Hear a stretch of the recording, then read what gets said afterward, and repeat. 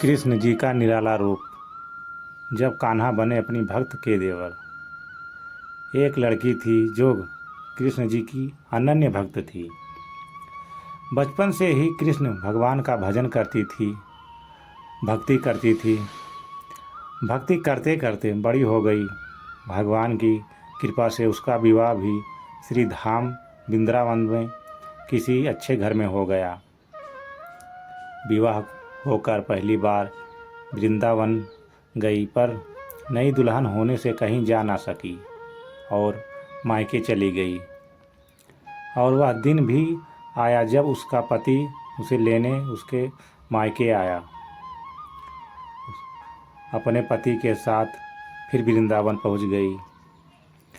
पहुंचते पहुंचते उसे शाम हो गई। पति वृंदावन में यमुना किनारे रुक कर कहने लगा, देखो शाम का समय है, मैं यमुना जी में स्नान करके अभी आता हूँ। तुम इस पेड़ के नीचे बैठ जाओ और सामान की देख रेख करना। मैं थोड़े ही समय में आ जाऊँगा। यही सामान्य ही कुछ लगे तो मुझे आवाज़ देना। इतना कहकर पति चला गया और वह लड़की बैठ गई।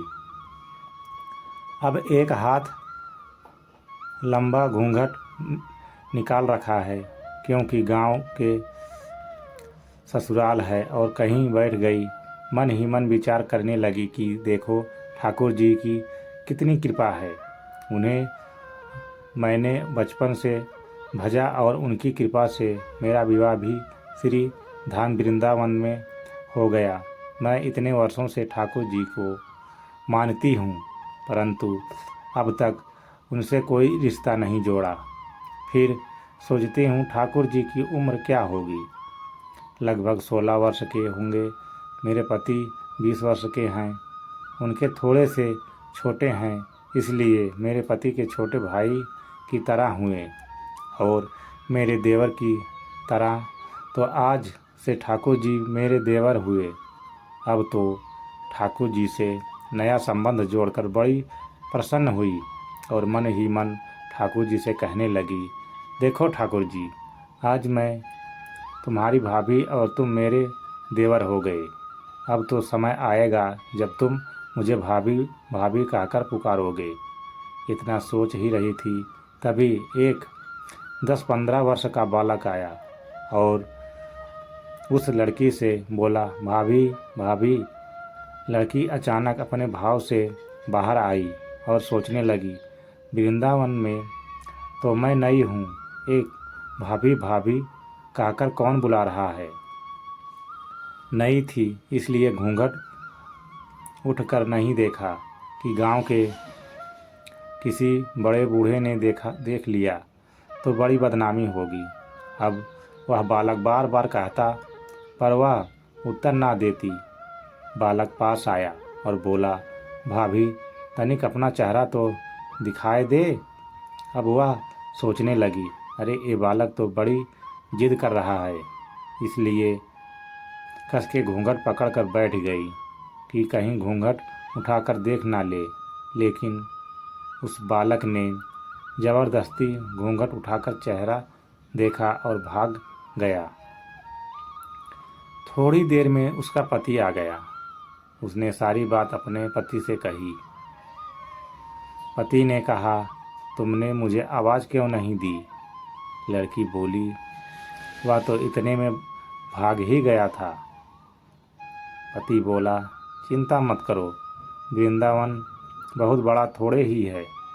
कभी किसी गली में खेलता मिल गया तो हड्डी पसली एक कर दूंगा, फिर कभी ऐसा नहीं कर सकेगा।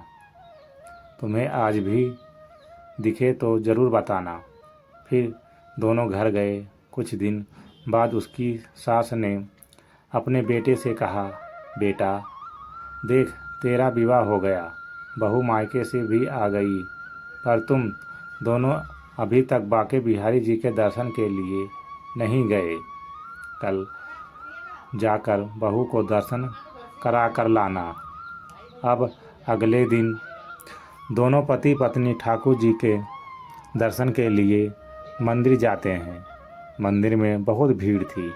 लड़का कहने लगा, देखो तुम स्त्रियों के साथ आगे जाकर दर्शन करो, मैं भी आता हूँ।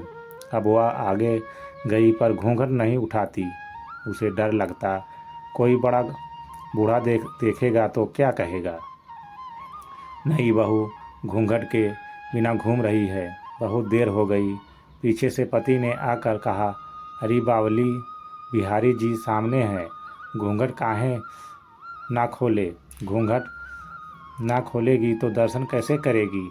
अब उसे अपना घूंघट उठाया और जो बाके बिहारी जी की ओर देखा तो बाके बिहारी जी की जगह वही बालक मुस्कुराता हुआ दिखा।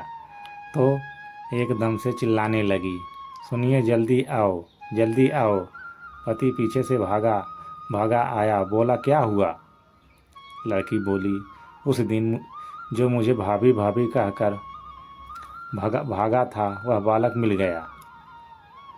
पति ने कहा, कहाँ है, अभी उसे देखता हूँ।